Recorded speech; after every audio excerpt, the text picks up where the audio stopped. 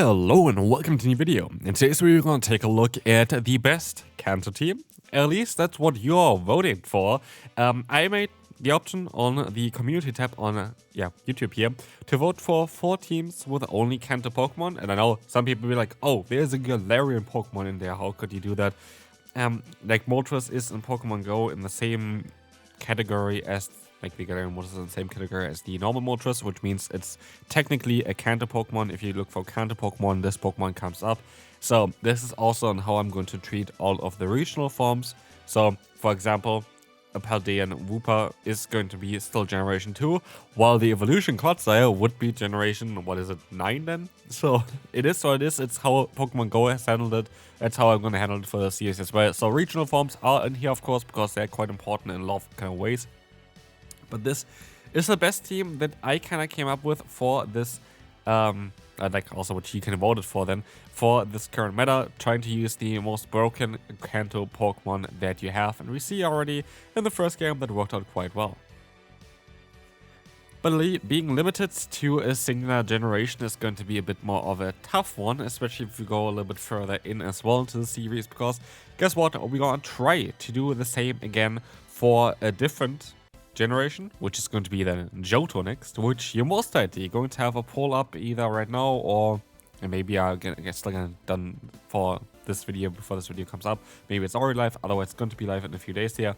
Where we're going to take a look at all of the different generations to see which one is the best so far for the Great League. And what we see already, we're going to have 10 games per generation to just check out on how they are. This is actually a little bit of a lie though, because what I actually did is I did already do one extra set that you don't see in today's video, where I did use the wrong Primeape though.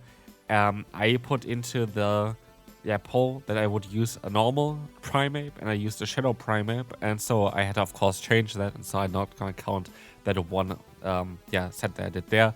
I rather want to count the 2 sets that I did here with the accurate team. So again, I'm going to give you 4 different options for Johto teams you can choose from for the next video. And of course, if you enjoy the series and if you find it quite interesting, which I do think is kind of interesting, then feel free to leave a like and subscribe. I might even do a little bit more towards the graphics eventually again. Again, my PC is currently still broken, and so sorry that the videos are looking a little bit more rougher than they would usually look like. I don't have any option currently to change it. Still no idea when I'm gonna get my PC back, or if my PC is even still functional. I poured a glass of water over it on accident, so yeah, wasn't really great for anything that's electric to put water on top of it. Which gives me the main question actually for this: why is electric super effective against water when electric things break if you put water on top of it? Isn't it water then strong against electric? I don't know. Anyway, that was a question I was asking myself today. We're going to see here though, this team. This team is going to be interesting. We're going to have the lead that's going to be very, very overpowered, which was on all the options as well. We had to have Marowak in this team. Marowak is the best Kanto Pokemon. It's one of the best Pokemon, if not the best Pokemon currently, generally full stop. And so I kind of had to include it. We're going to have here the Moltres, which is going to be a very good combination together with it, because Moltres is mainly weak against electric Pokemon. We're going to have with the Marowak a Pokemon that can resist those, which you see as well with the Charger Bug. Should went for the other move here, by the way. There's a bit of a mistake to go for this move here for the Bone Club. Rockset would have been way better. I also was hoping they would still survive this hit here, which I am going to be able to do barely.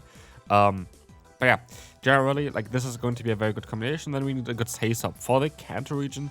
There are a few Pokemon that are alright, like Lickitung even Face-Up would have been also cool. I didn't give it as an option. But Primeape is actually really, really strong right now. It's one of my favorite Face-Ups in the current meta. And so I actually went quite hopeful into this video. I went into it basically expecting that this team would be a team that would rock, a team that would be very, very strong, a team that would be absolutely dominating, even though we are only limited to 1 generation. The issue is here, this team still kind of struggles against certain Pokemon, but all in all, I think it's a very solid, balanced team. I still felt like I was always a little bit short. And I do think it's down to the predictability of this team. Because this team and the way it functions is not something new or fresh or anything like this. It's something that people can expect that there's, especially they know on how to play against the Marowak. And that's, I think, I don't know, it came across that a lot of times, here, for example, they just played a little bit better. They played it just way safer and smarter that they always, like, I don't know, caught me there off guard. It is kind of what it is. Here I had to still kind of try to come back, of course. And so I tried to make some plays by catching also here in return the opponent's Rock Tomb. But at the end of the day, the opponent has 2 shields there. I have a Gaston against me, which is alright to be for me, because I have in the back here still my Moltres, which is an alright matchup absolutely for us. But as we will see here, I am not going to be able to swap out. We are barely going to do any damage with the move that we have here. And with that, we are in a position where I am not really going to enjoy this one too much. We're going to have here the charge move coming through. It's going to be the water pulse. We're going to get kind of low already, and we still have to go to 2 flies in order to knock them out. But of course, I can still reach another charge move. This is going to knock us out. It's going to be the body slam, and we can move on to the next opponent. And here is, for example, Toxapex. What are we gonna do against Toxapex with this team? Toxapex is literally the hardest wall to it, and honestly, Toxapex kind of got more and more popular recently, which does make sense. I think this Pokemon is fantastic, so like I'm not surprised that this is a Pokemon that a lot more people are picking up recently. But yeah, as we'll see here, we're going to have our Moltres coming back in.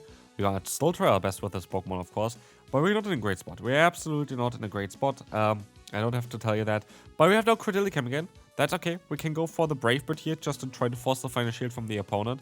And the Brave Bird is going to force that shield, which is kind of alright for us. But what we didn't expect is that the opponent can go for the full farm down. And so all of a sudden, we are not in a great spot. And if I went for Fly, I most likely would have been able to still get another Brave Bird. And so I kind of misplay this one quite a bit. I kind of misplay this team quite a bit, which is, I guess, not really that fair. But I'm not a player that plays a lot with Galarian Moltres, because my Galarian Moltres has absolutely horrendous IVs, like literally like the worst you can kind of want there, in my opinion. Like, it's really not that great. It has not great IVs, it doesn't have great CP, like it's not good at all. And so I barely use it. I really barely use it. Marowak, on the other hand, I use sometimes, like not crazy often. The Pokemon I have most experience with is that Primeape. Primeape is one of my favorite Pokemon to run currently. But yeah, I just didn't play everything right. But also, this team has no play against Toxapex. Like, Toxapex just destroys you. And then we have something like this here. All of a sudden, Ninetales actually became a little bit more popular, which, like, I'm not too surprised. I think Ninetales is actually a very solid pick for the current meta. Like, honestly, I do think it's a good pick for the current meta.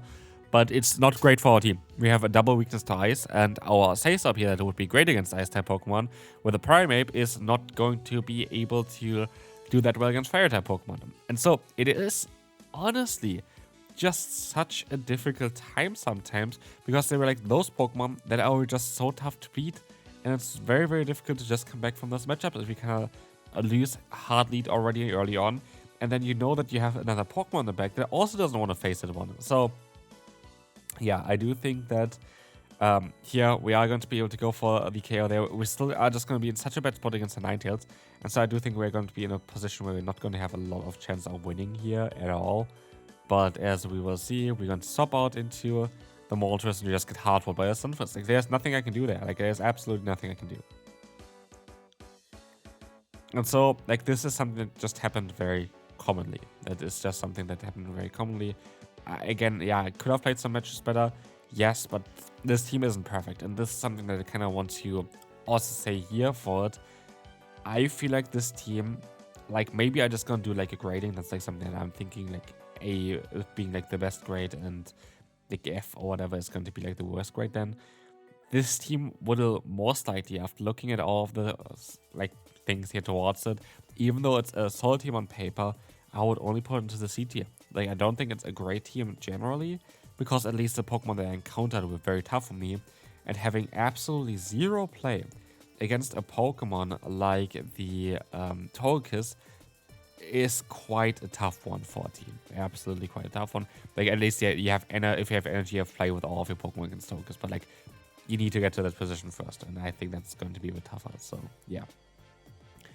Anyway, we're going to have here the Rangers coming in now, which the opponent is going to be able to catch me off guard with the Steels. Again, this happened 2-3 times. Those are battles that I could have won maybe if I played it a bit differently.